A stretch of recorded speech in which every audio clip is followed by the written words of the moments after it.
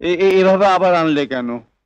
ভাতের সঙ্গে খেতাম। তখন তো সবার মধ্যে আপনাকে বেশি দিতে পারি না, অথচ আমি জানি আপনি কচু শাক খেতে কত ভালোবাসেন। তা এতগুলো কচু শাক গেল কোথায়? বাবা, কিছু বলবে বড় বউ? আজ আপনার ছেলে দুটো ইলিশ মাছের মাথা এনেছিল, তাই দিয়ে একটু কচু শাক করেছি। আপনার জন্য বাড়িতে কিছুটা তুলে এনেছি, খেয়ে নিন। এভাবে আবার আনলে কেন? ভাতের সঙ্গে খেতাম। তখন তো সবার মধ্যে আপনাকে বেশি দিতে পারি না, অথচ আমি জানি আপনি কচু শাক খেতে কত ভালোবাসেন। তোমার শাশুড়ি ঠাকুর এখন কোথায়? উনি তন্দ্রার মামা তন্দ্রার ঘরে বসে গল্প করছেন। আপনি খান, আমি ওদিকটা নজর রাখছি।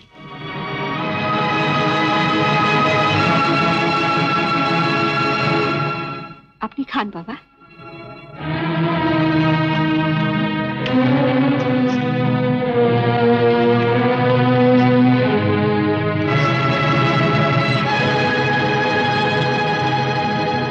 কেমন খেতে হয়েছে বাবা? দারুণ দারুণ হয়েছে কচুর শাক। আর একটু খাবি?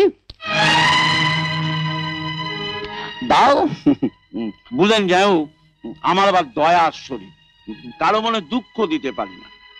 বড় বউ এত কষ্ট করে রান্না করেছে, খাবো না বললেও দুঃখ পাবে না।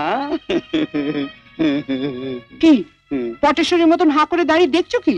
আর একটু কচু শাক দাও। আর তো নেই মা। নেই মানে? তা এতগুলো কচু শাক গেল কোথায়?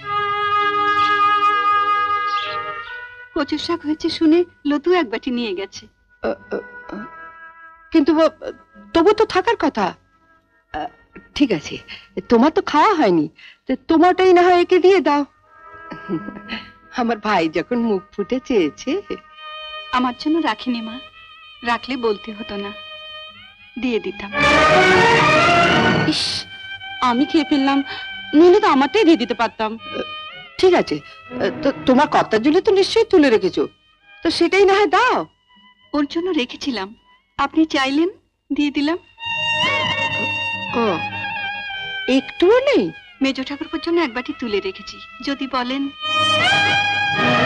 না না না না, ওর থেকে দেবে কেন? ও বেচারি কচু শাক খেতে এত ভালোবাসে। নেতাই নেতাই, তোকে বরং আমি আরেকদিন কচু শাক করে খাওয়াবো। ঠিক আছে ঠিক আছে।